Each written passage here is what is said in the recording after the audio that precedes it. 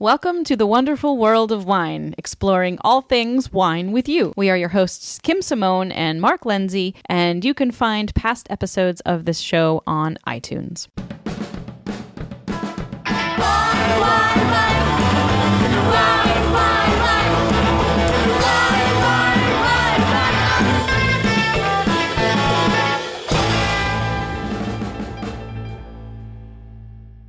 Thank you for tuning in this week for The Wonderful World of Wine. Every week, my co-host Mark Lindsay and myself will talk to you about current trends in the wine industry, interesting articles that we have found that we will discuss with each other and bring some of that news and information to all of you. And we love to see what each of us does on our own time as far as Googling things in the wine world. So, Mark, what topics did you Google last week?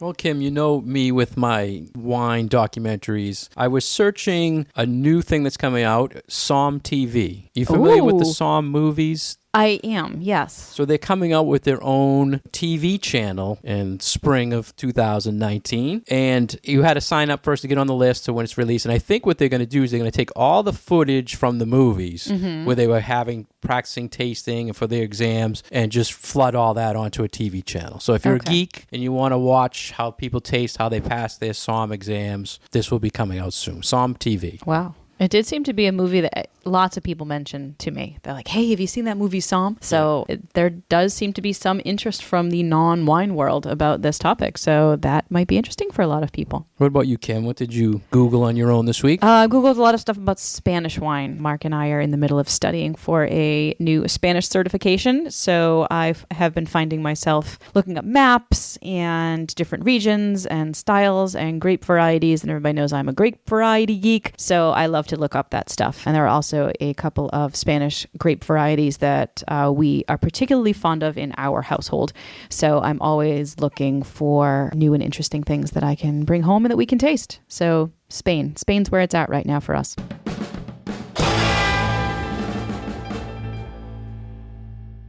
So an article that we wanted to bring to your attention today is from a blog that I regularly read called the Fermentation Wine Blog by a gentleman by the name of Tom Wark, who I have followed for years. And he had this great article about 10 things that wine lovers can be thankful and happy for. And I thought that this was just such a nice, positive, really just sort of stepping back and looking at all the wonderful things that wine lovers maybe sometimes take for granted that we have access to now. And as a wine historian of sorts, it's nice for me to look at these things and reflect back and be like, yeah, you know what? 100 years ago, 200 years ago, people didn't have that. And look at how lucky we are. So we wanted to bring some of these things that you as a wine drinker can be thankful for in this day and age and think positively about your wine experience. Just 10. Just 10. I mean, I'm sure he could have done 20, but there are 10 here. And I think as we go through them, Kim, we're going to have our own play on how it affected us, right? Yeah. So I'm going to kick it off with one that I thought was very important, and that is selection. There is so much out there now, almost too much.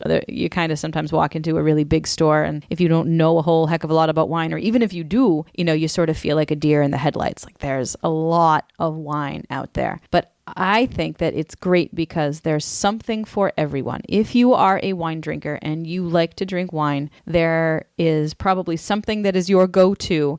And let me tell you, there are probably a dozen other things that fit your palate and what you like perfectly to a T. And it's just a matter of finding somebody who can help you explore what those other things might be. So there are diverse grape varieties and regions and interesting styles and always new stuff coming out. So there's a lot of wonderful wines out there just ripe for the picking. I'm glad you started with this one, Kim, because you can be thankful for the selection, but sometimes you can be overwhelmed by it kind of is a selection. double-edged sword. So part of my whole thing about doing tastings and education was to get this exact word out to people. There is so much out there. For me as a wine buyer, I have so much that I can buy to put on my shelves to sell to you. So I want to know all I can about it. So as drinkers of wine and consumers of wine, I feel being educated or knowing a few things that we like to teach in our classes and on this show can help you put your money in the right area. And like you said, Kim, if you don't like something or you think one thing is more expensive or something, there's always something out there that will be close or within your price range. So that's why I love you started with this, but it's all based on education and learning just a little bit to help you become a better consumer and shopper. And you had talked in the past, Kim, we had talked all the time about the selection, also to be careful, like 80% of what you see on the store shelves is corporate wine selections. And a lot of people shop based on that, on brands. So there is other ways to find out who's that small producer, and that's all part of a selection. Right. So another one, so we'll say number 2, and this sort of jumps off that a little bit, is there are a lot of great conversations going on about wine, either between people in the industry or folks like ourselves with consumers like yourselves, or online. There are Facebook groups about wine. There are tasting groups. We have a meetup group that's our wine club with hundreds of members in it. If you are somebody who is interested in talking about wine, learning about wine, tasting wine with other people, there are lots of ways that you can do that now, probably more so than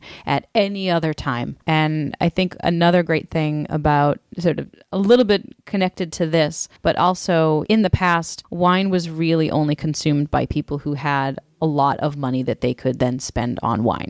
Unless you were living, in southern Italy where it was, just your everyday drink. But now I feel like wine is much more available to the general population. If you have $10 to spend on something at a restaurant, you have $10 to buy a bottle of wine at a store. If you have just that little bit, it is accessible to a lot of people. Not to everybody, but to the vast majority of the population. So that accessibility of wine itself, and then accessibility of conversations about wine is pretty cool. Yeah, thankful that we can talk about wine many different ways. And an example is this show, right? We wouldn't be here without wine. So you had mentioned apps, clubs, but it's all about Google, and it relates to the selection. So you can go on the internet and Google any wine you want or find a price you want. And that all starts conversations because it leads to you buying it, going on your social media, sharing it with your friends. That leads them to go out and adventure into the wine world looking for that wine. So it opens up so much conversation, which we like because it keeps us busy here. Yes, it does. What was the next one you want to talk about, Kim? The other one, this was a little cheeky and something that we're only starting to see a little bit here in Massachusetts, but interesting wines by the glass to be consumed in unusual places. And we just saw, it sort of hit the news a couple of weeks ago, that there are grocery stores now that are looking into allowing you to walk around and do your shopping while sipping on a glass of wine. And I visited Italy in Boston recently with my family, and they allow you to do that. You can buy a glass of wine and then wander around Italy and do some shopping, buy some cheese, look at pasta. This is an unusual thing that I think is fairly new, and especially for Massachusetts that has very strict alcohol laws. So something that's sort of fun and different and kind of cool. Yeah, I think we'll start with the thankful part of this, because then I'd like to talk about, I think we should look at the other side of that as well. But I knew the retailer in the room was going to say that. No. I just, as a wine person or alcohol awareness, I'd like to talk about some other sides of it. But you did start with the supermarket that was just recently in the news, and I think this is good in a way and bad in a way. It's going to open up a lot of conversation about a lot of other things that people want to do. So you've probably seen it yourself, Kim, but wine by the glass in the restaurant, now it's taken to another level. You can go now to your barber and have a glass of beer or wine. You can go to your hairdresser and have a glass of beer or wine, right? So where's it going to stop? It's good if you're a wine lover, but it's kind of going around a lot of the set up laws to regulate. So you were saying you went to Italy and you were walking around with a glass of wine. You're in the wine business. It's good that you can do that, right? I mean, but what about people who are on the other side where they're not into alcohol? So now you're going in the supermarket, people are walking around with the wine. Is that good for the public, or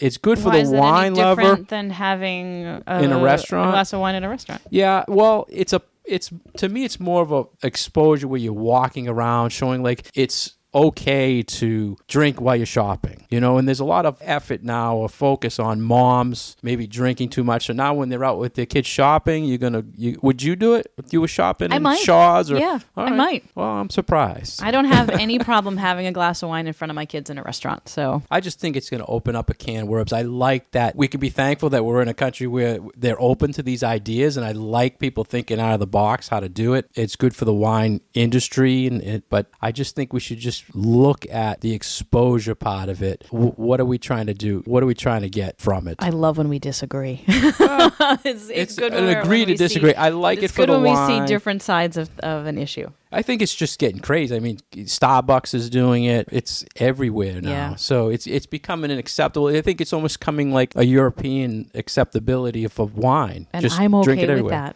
that. I'm not going to disagree with that. I think from my end, being in the liquor retail business is hard because in your business, people are coming to you because they drink. And people are coming to me because they drink, but a lot of people do not like the idea of drinking. So I always have to think true. The people that don't like it probably will say, well, this is kind of extreme. Just have it at home or have it in the bar, which I understand. But I like the idea that it's putting wine out there a different way. Does that make sense? It does, absolutely. I don't want to fight with you, Kim. Oh, no. I just we don't fight. want the people to know where we stand on it. But it is getting crazy. And I think, just it came to light with, was it Whole Foods that wanted to do it? I think it was a Whole Foods, yeah. So, they have restaurant, like Italy has food in there. So, it makes a great thing when you can have your Italian food and have some wine. And if you want to go to another section of the place, you could take your wine with you. Yep. How did they prevent you from, is it in a glass and you walking around? It's in a glass, yeah. So you buy the glass. But I don't know about returning glass. Maybe it's a plastic glass. Did you just leave it on a counter or something when you left? I had it in the restaurant. So there's a restaurant in there. So we sat and had a glass of wine at the restaurant. But you could have taken it with you? No. Then they've got like little kiosks outside in the market area where you can buy a glass and walk around. So I didn't do that, but I saw people doing it. Well, yeah, it's a good idea. It's just I look at it a different way. Yeah, totally. So the next one was the ease with which people can visit local wineries, because there are a lot more local wineries, no matter where you live in the country now than there were, say, even 10 or 20 years ago. So Massachusetts has quite a few. Rhode Island has quite a few. All over the place, there are local wineries that people can now, within an hour or two of their home, pick up and spend an afternoon visiting a local winery. I mean, we have the Finger Lakes, which are 6 hours away, which is our closest real fine wine growing region. But like I said, in Massachusetts, we have a lot that we can visit just on a day trip. So that's pretty cool too, because there's a lot of attention being paid now to locally produced vegetables and fruits and meats and dairy products. And wine is an extension of that in my eyes. Yeah, I like this because thankful that there are places close to us where you can support local economy. You can see how wine is made. You don't have to go, California or New York. Right in Franklin, Bob at La Cantina, you've been there. You've tasted grapes. You've seen the winemaking process. And wine people are fun people. So they're usually, and like brewers are fun people too. So, it's nice to see who grows your food and makes your food. I think that having that connection can be really important to a lot of people. And there's no state you can't find something to go to. And not just wineries, but there's many places you can go, like we just talked, that you can go taste. I mean, there's restaurants that will feature certain wineries, so you can go to wine dinners and that focus on certain wineries, so you don't have to look far to find something thankful for an event. Yep. And what was the next one, Kim? Enjoying wine. Oh, this is going to be a tough one, Kim. Enjoying wine without politics. That's right. Wine crosses all red and blue barriers. You don't have to talk about politics or the state of the nation or who's in office. You can just enjoy a glass of wine with your family, and hopefully the only thing that you fight about is oak Chardonnay versus unoaked Chardonnay. You know what I'm thankful for in this, Kim, is that unlike the beer industry, the wine industry doesn't, I haven't seen it, maybe you have, they haven't come up with wine labels hacking politicians or laws. No. As much as beer. I haven't seen anything yet. Do you see that in beer beer industry? Tends to be a little more like nudgy, trying to push the envelope a bit for things. But even just trend, like even Sam Adams just came out with a beer for honoring Ginsburg. Yes, right? I saw that. You don't see that in wine. No. It's more historic figures, maybe. Yeah. Well, there is some Thomas Jefferson stuff out there, and there are some, Trump has his winery, but it's politics. I don't know if they mentioned this, that it's like not mentioned that way, or politicians not involved in it, but you don't see any political advertising. So I guess you can be thankful, unless you're political and you want, Trump champagne bumper sticker or something like that. So yeah, I guess we could say agree on this one. I agree on this one. Right? Yes.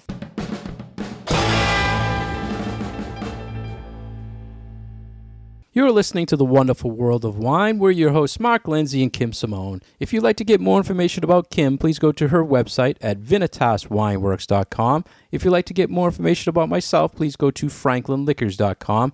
And you can follow us on Facebook at The Wonderful World of Wine. Please feel free to send us any questions or comments about our show. We're talking about an article that was in the Fermentation Wine blog about top 10 reasons wine lovers can be thankful. So next we want to talk about mentors in the wine industry and how we could be thankful. This is really related also to how there is so much online and chat about wine. There's so many people like this gentleman who wrote this blog that you can look up to for guidance or trends, as we do and based on the whole show here, Kim. Right. We're really lucky that there are a lot of people in the wine world that are fantastic writers and tackle subjects all over the place. There are some who concentrate more on science, others who spend more time looking at marketing and trends and analytics. And then there are the more traditionalists with grape varieties and regions and laws as far as what region is called what, and just everything. There are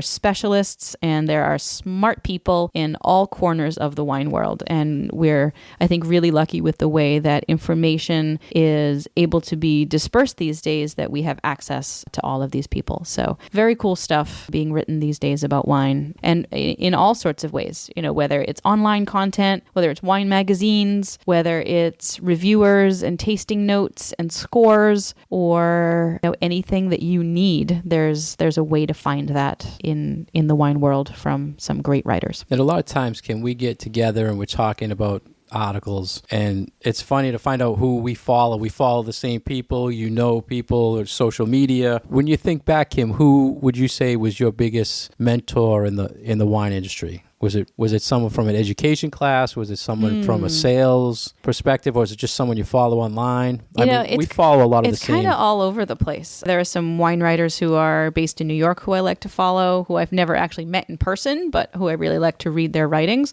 And then there are the people who I've learned from here locally.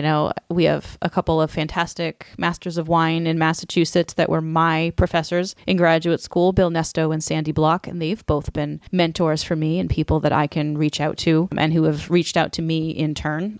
We had a great teacher who taught us the French Wine Scholar program, Joanne Ross. She's been a mentor to me in the industry. And then, people from my sales days that I always could go to and bounce questions off of. So there are a lot of very open-hearted and smart people in our industry here in Massachusetts that I've always sort of looked up to and felt very lucky to have contacts with. I think that's one of the things for our listeners to understand, is that the wine world is huge, but the circles are so small. Like you mentioned Sandy Block.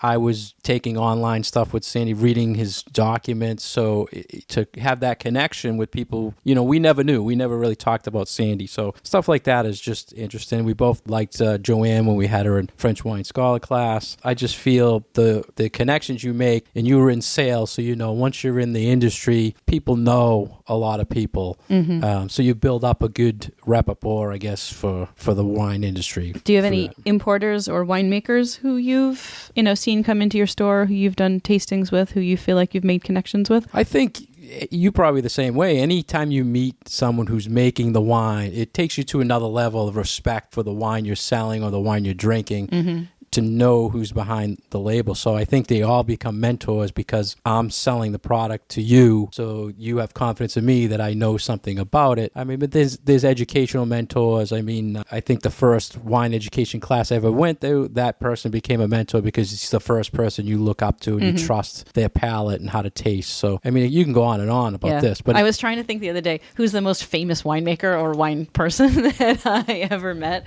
I've been doing this for a long time, and I'm like, who have I met that it's like a famous wine personality? Well, we're lucky. We get to go to a lot of industry shows, and there's a lot of famous people there, and a lot of times you don't even know that they were in the room. But I mean, we've probably both been in a room where there's some very, very famous people. And then you like realize that, oh, that's the name of the person on the bottle. Yeah. I think I told you that story a long time ago. I was at a tasting, and the gentleman at the table offered me a glass, and I didn't want that varietal because I wasn't looking for it, so I kind of refused it. And then I was told he was the actual, famous winemaker. Who was so I it? felt like I want to say it was someone from Cuvée Son or something.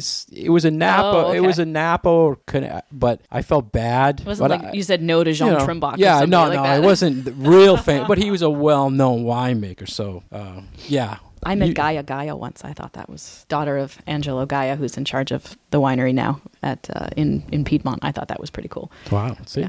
I mean, we get a lot of opportunities. A lot of people don't. So that's definitely something to be thankful for, being in the industry. So what next, Kim? That here in the U.S., we have a lot of great wine growing regions. And this is sort of a jumping off from having local wineries to visit. But then if you actually live closer to some of those really fine wine growing areas, those places are better and better now than they ever were before. So if you're lucky enough to live on the West Coast, there are lots and lots of places that make world-class wine that can compete on any stage, whether it's from Oregon or from California or from Washington. I feel like we're lucky being, as I said, close to New York, but we're starting to get some really interesting, cool stuff from, say, Virginia. And there's new stuff coming out of Texas. All over the place, we have these regions that, because of better technology and because of really smart research into different grape varieties that grow well in different areas, we are seeing better and better wine from, I guess you could call them, slightly less typical places for wine growing traditionally in America. Yeah, we've done a few shows on these other wine regions in the United States. We talked about I can't wait to get Idaho, down to Virginia and try wine, honestly. So, I mean, we're lucky. And I was just thinking, geez, I'd be really thankful if we lived in Napa and we're in this industry. Yeah. But, like if we lived in Sonoma, it's like, embarrassment of riches. But we're still in a good area. Yes. We'll cover everything throughout the world, so that keeps us covered. Yeah, and we're kind of lucky on the East Coast too, because we do get exposure and wines from other places in the world that, if you're in California, pretty much a lot of the things there are very California centric. So like a lot of restaurants won't have a lot of European wines on their wine lists, or stores will pretty much only sell California wine. But we're lucky here because we have a really robust importing industry on the East Coast. So we see things from Central Europe, and we see things from other countries that maybe don't get all that exposure. Awesome things from Spain and, from Germany. So I think that is a benefit for us being here as well. Yeah, a lot of the importers are in New York or Florida or East Coast, so helps us. Yep. So the next one is another little bit of a cheeky one. He says we should be thankful that there's no pot in wine yet. Yeah, I thought we that was covered great. this. How many times we talked about goodness. weed and wine? Yeah. Oh, it's trending. It really. But big. let's be thankful for, let's call it pure wine, natural wine, wine that is only made from grapes. Yeah. I'm thankful for grape wine. We'll just leave that one at That's that right. because there's not much more to say. So next they were talking about be thankful that the Supreme Court is looking at what consumers want as far as allowing shipping. And this is always in the news. And this is another sort of double-edged sword for you as a retailer, because it does get tricky when you talk to the people who are selling wine locally. How does the shipping of wine impact your business? Yeah, I think, well, a lot of it now has to deal with retailers in other states want to ship into the state. So you can go online to a store in New York and say, ship me a bottle of Massachusetts, and right now they can't. But you can That's do not it direct allowable from, yet in Massachusetts. From wineries you can. So, I mean, I think it's just the next step. So, and a lot of states have different laws, and they're all challenging it in different ways. So they're listening to the people. If that's what the people want and they think it's legal, then they can. But we have the 3-tier system. I think they're going to have a fight if they federally say everyone has to do it. People should be thankful because it's going to allow you to go on the internet and shop and find that wine you probably can't find. And this is definitely one of those trending topics that we do keep our eyes on, because who knows in the next 5, 10, 15, 20 years, how many things are going to change in our industry. And shipping and availability is right at the top of that list. And not only be thankful, not only Supreme Court's looking at these, but you have to also look at how many things in the state of Massachusetts get looked at. A lot of people don't know this, but I saw something the other day where I think there was 20 or 30 bills related to the liquor industry that are proposed to do with recycling, whatever. But there's always local legislation that's going on. So if you really want to get into it, you can just look at your state level, what's happening. There's a lot happening where things want to change. And, little things like caterers right now have to buy from a distributor, which is kind of impossible. So it will allow a caterer to go to a store and buy, which seems fair. So, but there's laws for that, and they looking at all these little things. So then the caterer won't need to have their own liquor license. They won't have to pull like a one-day permit, and part of the one-day permit would be they have to buy from a distributor. But if you only buy in a case of wine, a distributor is not going to sell to you. You're not going to get, and you're not going to get the best price for that, and then that gets passed on to the consumer. Yeah, so that's thankful for wine consumers, because there's these little state things that are going on that you're not even going to see on the ballot or anything. It's just going to happen on the side, and if you don't go to the little state house bills this week, you never know. So, and the last one ties back to the first one, is that there is lots of wine available. It's not a product that is in any way really restricted. I mean, if you are over 21 and you have a viable form of identification and you don't have an issue with alcohol, there is plenty of wine out there for you to drink. Now, there might be some specialty bottles that are a little bit harder to find, but there is plenty of good stuff out there for your wine drinking enjoyment. Yeah, wasn't this great, Kim, the way they said it? There's always another bottle. There's always another bottle. When I was thinking of this, I think back to every time I see a new consumer of 21 years of age, and they come in and they buy, and they're all happy to purchase for the first time, right? It's like, okay, happy birthday. Just remember, no matter how many bottles you buy, there's always going to be more made, so you cannot drink it all. But drink it in moderation, please. Yeah, drink it in moderation. And that's the thing. In the wine world, we see it every week. There's something new coming out. So there's always going to be a new trend or a new bottle or a new varietal that's hitting the shelves. So like the first thing we talked about, selection, we can be thankful, but we can be overwhelmed as well. But in our industry, educators it's great. We're thankful we have so much to talk about. We feel very lucky that we are in the business that we are in. And thank you to all of you for coming along for this adventure and this ride that we are on. And we love talking to you every week. And we hope that we are presenting some useful wine information to all of you. So thank you.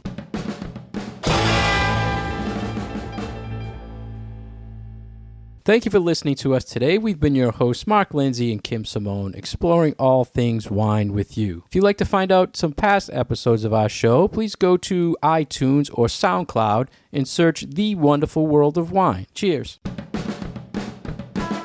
wine, wine.